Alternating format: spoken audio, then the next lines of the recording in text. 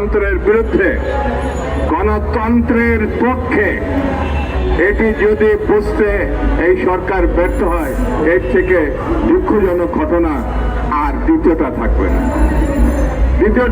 না। দীর্ঘ 15 বছরের যে লড়াই বেগম খালেদা জিয়ার নেতৃত্বে, এই দেশে বিরোধী রাজনৈতিক দলের নেতৃত্বে, ছাত্র দলের সহ প্রায় 4,000 প্রায় 5,000 নেতা কর্মী বিরোধী দলের বিএনপি এবং ছাত্র দল সহ অন্যান্য সংগঠনে তারা আত্মহত্যা দিয়েছে, তারা গুম হয়েছে, নিখোঁজ হয়েছে। এটা যদি বর্তমান সরকার না বুঝতে পারেন, তাহলে গণতন্ত্রের প্রতি তারা শ্রদ্ধাশীল, গণ আন্দোলনের প্রতি শ্রদ্ধাশীল, গণ অভ্যুত্থানের প্রতি শ্রদ্ধাশীল, এটি বলা যাবে না। সেই জন্য আমি বক্তৃতা সংক্ষেপে বলি, আইয়ুব খানের দিকে তাকান, পালাইছে গণতন্ত্র না মানার কারণে।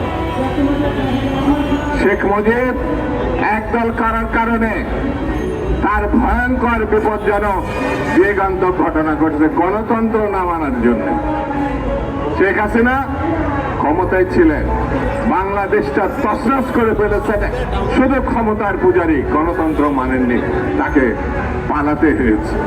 আমি সরকারকে বলবো, গণতন্ত্র মেনে নেন, নির্বাচন মেনে নেন, রোডম্যাপ ঘোষণা করুন, বাংলাদেশের মানুষের অধিকার ফিরিয়ে দিন, তারা যেন একটা ভোট তার পছন্দের প্রার্থীকে দিতে পারে।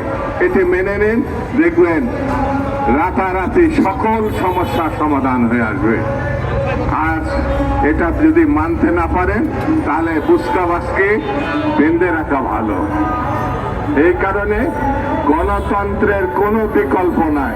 গণতন্ত্র ভোটাধিকার না আসলে পরিণতি অতীতের মতো হতে পারে। এই কথা আপনাদের বলতে আমাদের খারাপ লাগে, কারণ আপনাদেরকে ক্ষমতায় আমরা বসিয়েছি, বিএনপি বসিয়েছে, ছাত্র জনতা বসিয়েছে। এই কথা আমাদের বাধ্য হয়ে বলতে হয়। এই বিষয়টি আপনারা মাথায় নেবেন। আবার আপনাদের ধন্যবাদ, সাংবাদিক বন্ধুদের ধন্যবাদ, আজকের উদ্যোক্তাদের ধন্যবাদ জানিয়ে আমি আমার বক্তব্য শেষ করছি। খুদা হাফেজ। বাংলাদেশ জিন্দাবাদ।